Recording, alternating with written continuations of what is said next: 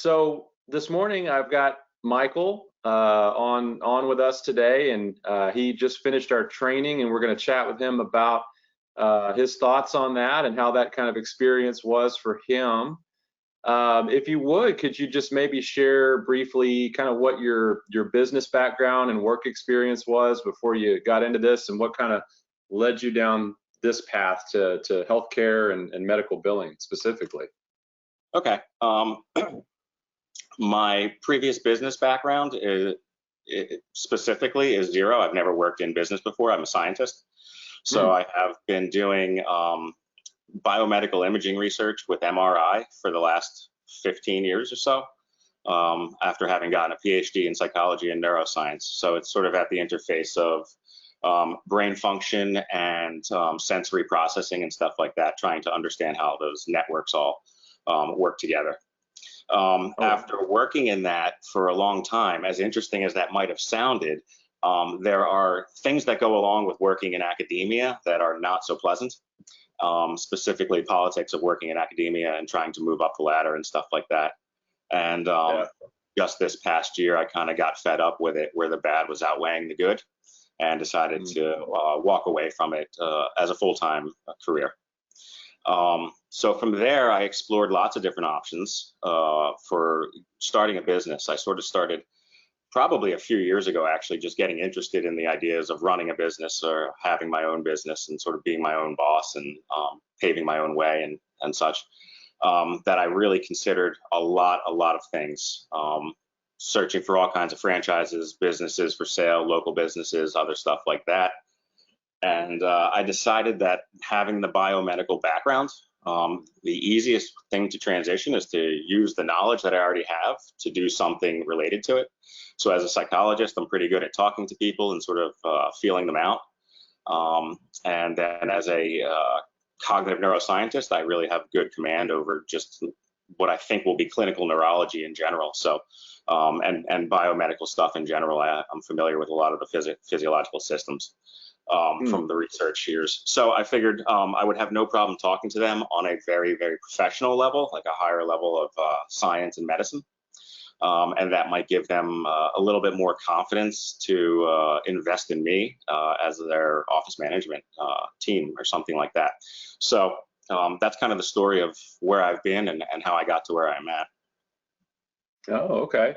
So specifically, our model, the ABS business model, what stuck out for you? I mean, how did you kind of start eliminating stuff and pinpointing what we When I started looking at things, one of the first things I had considered was medical billing, because that's a sort of one of the top recommended home-based businesses if you search the internet or something. Yeah. So that was like the first thing I had considered, probably even before I had left my job. I was thinking about trying to add some additional income, but then I moved away from that and started to check out everything else that was available, and ended up coming back to it.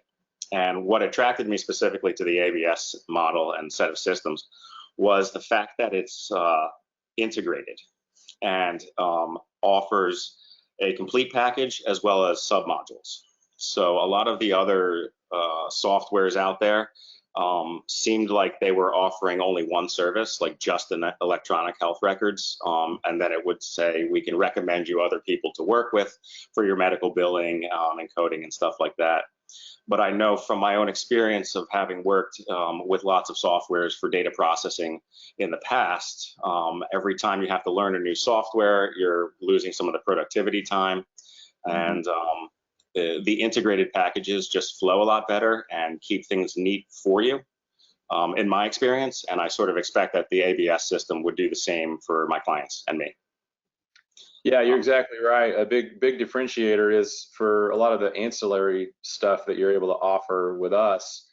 We have, our ABS team and also some of our technology partners that are actually doing the work on your behalf, which really frees you up to focus on developing your business and getting more clients and marketing and all that good stuff. Whereas, like you said, there's other programs where there's little bits and pieces of different software packages, and they really kind of leave it up to the owner of the business to do everything. That they have to do all the software installations and the backups and the integrations and all that stuff that we handle for you. So yeah, you're exactly right. You're able to be more productivity is is key with something like this. Now it is March 22nd, Yes. 2021. When did you purchase the program? When did you start your training, and how long did it take to complete? I purchased it in, I think, the second week of January. And I think the January 12th actually comes to mind. I'm not sure if that's the exact date. Okay. And I think within a week or so, I started the training. And it took about 3 or 3.5 weeks to get through it, doing 2 or 3 modules a week. Yep, that's exactly what we tell people. Two to three sessions per week is probably the max you want to do, because it's a lot of info, a lot of stuff. It's a surprisingly large amount of information to process, even though it's just an hour each time. Yeah, I know it's kind of cliche to say, but it is like drinking from a fire hose. It's like a lot coming at you. Yeah, so hopefully you were in sponge mode. Your brain was in sponge mode, hopefully. Yeah, it definitely was. Yeah. If it wasn't before, it was after. What's that?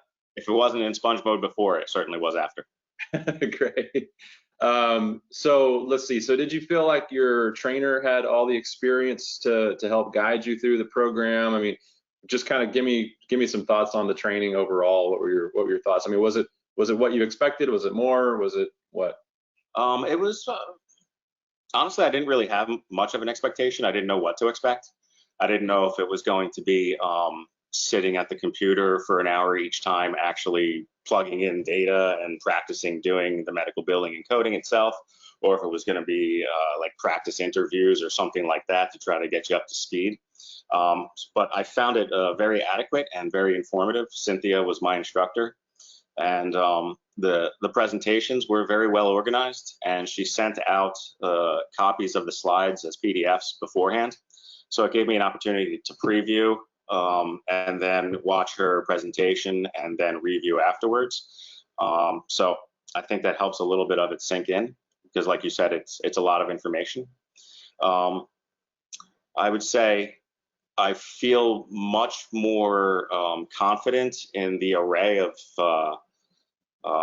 and confident and knowledgeable in the array of services that we can offer through this license.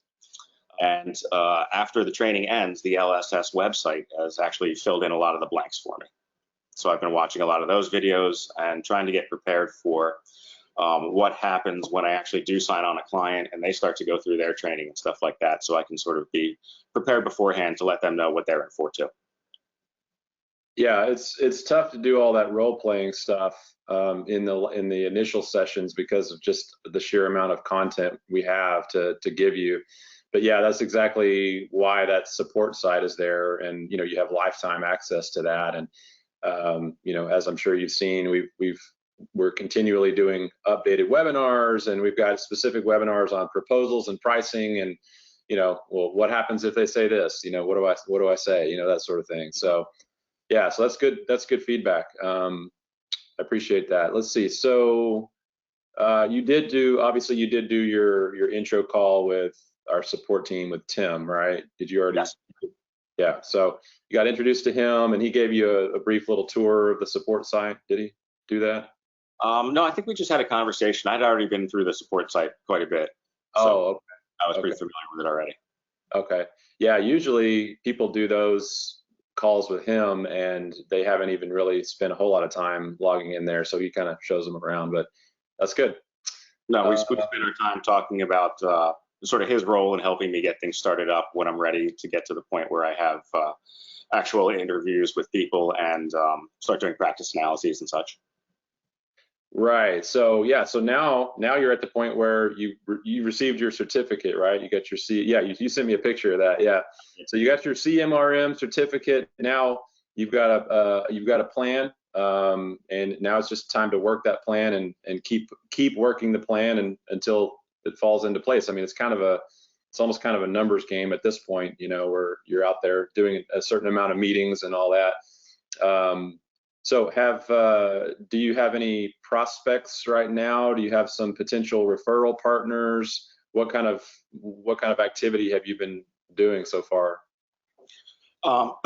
So I don't have any referral partners yet, and I have not actually engaged in the market just yet. I've been preparing materials, and my hopeful launch date for those first marketing will be sometime early in May. And I'm going to start with mailing. So I've identified quite a few, excuse me, medical campuses where there are a large amount of doctor practices in one place. And I have several of those around my area.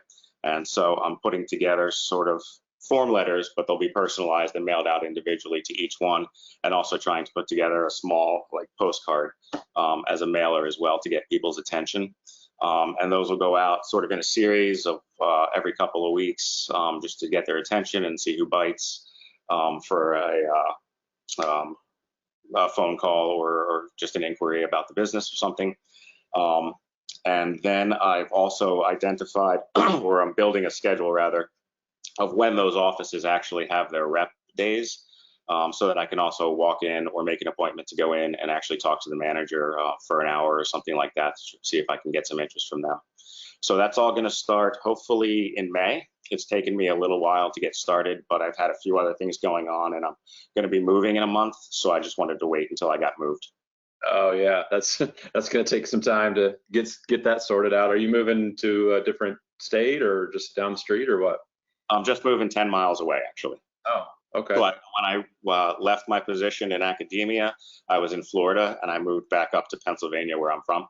So I've been in an apartment for the last 10 months while I figure out what my next step is in life. Gotcha. Well, yeah, I mean, it sounds like you've got a plan to start. It's just making sure that making sure that mail out is, as many contacts that you can send to as you can possibly think of. It's got to be a large volume, to get some kind of responses from mail. I don't know if you happen to catch that interview that we did with the licensee on Wednesday, Meg Johnson, that she said her business partner, when they first started, her business partner, Don, he was kind of the marketing guy. And he set a goal to go out and talk to 10 practices a day, 5 days a week. Wow. So he was just like out there crushing it, man. And that's how they got their first account. It still took him, I think they said 3 or 4 months to get that first account. So 3 or 4 months of 10 practices a day for 5 days a week. That's pretty hardcore. Yeah, that's quite a bit. Yeah, but sometimes I'm hoping to be a little luckier than that. Yeah, so you can't be too aggressive with it. You got to just get out there and go for it. Okay, so that's pretty much it. Yeah, I mean, it sounds like you've got a plan. You're going to put it into place here coming up pretty soon. Definitely stay in touch with support for anything and everything. Have you sent them many questions or anything yet? Have you interacted with support much? No, not through the ABS support. I've interacted with the support for the website to try to get that looking good and up and running. And I want to do some additional customization on the website to match more of the way I'm going to be projecting my business out there, so it doesn't look so generic. And then spend a lot of time trying to get things like my phone system set up and video chat system set up and fax system set up and stuff. So I haven't done too much that requires interaction with the ABS help yet. Okay. Yeah, that's great. I know that they're there, and that does make me feel a little more comfortable because I know it's going to come soon. Yeah, definitely. They're there. Quick phone call, email, whatever you need. But I think that's a great idea to enhance your website. A lot of owners don't do that, but I do like when people customize and enhance their site and make it, just make it stand out. All right, well, that's all I had. Any final thoughts for somebody who was nervous about this program, but they want to check it out, but they're not sure? I mean, what would you say to somebody who's thinking about it? I would say that the package of products, in my opinion, is the most comprehensive. So it offers a full office management suite of softwares as opposed to just one component of it, like we said. And so I think that should help in attracting the clients. As far as becoming a expert biller and coder, I would say don't worry about that in the beginning. Focus on trying to find the clients. That's what I've done, and don't be afraid to take some time in order to figure out an effective strategy. We'll find out if my strategy is effective in a few months. But I would say, don't think that the day that you finish your CMRM training that you're going to go out there and start selling. So just give it some time. Yeah, a lot of people, I think it's going to be profitable. Yeah, a lot of people think that the live training, the initial training, needs to be a lot of hands-on technical stuff, and it really doesn't. You're right. You really need to focus on, I need to figure out how to market myself as an owner of this business that I've created, and how to build relationships with people and get referrals so that you can get clients. And then we can teach you the technical part, once you get that first client. That's exactly what Meg said on the interview on Wednesday. She said, I didn't really know, we got our first contract, and then I called support, ABS support, and I was like, what do I do now? I got my first client, and I have no clue how to do this. And we handholded her through the whole process of how to do it, and now she's an expert. So, all right, well, that's all I've got, man. It's good talking with you, Michael. Please reach out to me, reach out to support, anything you need, we're here. And I would love to interview you again. Patrick would love to interview you if you get your first, whenever you get that first client. Sure. Yeah, we'd love to do another one. So. All right. Well, nice to meet you, Adam, and thanks for taking the time to talk to me. Have a good day. Yeah, have a great week, Michael. We'll talk to you soon. All right. Bye-bye. All right.